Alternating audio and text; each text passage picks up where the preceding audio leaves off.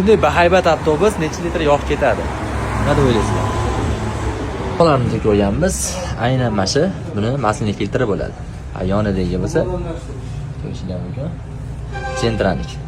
Farqini qaranglar. Qanaqa katta qo'yma bo'lar ekan.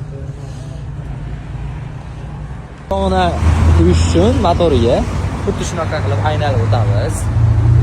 Sizlarda ham shunaqa avtomobillar bo'lsa, bemalol kelaverasiz, shkorlarni avtomatik yog'lab beramiz. Qo'lda bas, ushunday bas, kompressor orqali katta bosim bilan aylanadi. Shkorlar bilasizlar. Akamizni yon qismlarida motorlari joylashgan bo'ladi. Bunday bahaybat avtomobilning dvigateli atiga 4 silindr bo'ladi. 10 litrlik Krista dizelli 15 chaqiriq holatini ko'rishingiz mumkin. O'zimiz bu yoqda ofitsialniy dilni restoranimiz, yog'larimiz garantiyasi bor.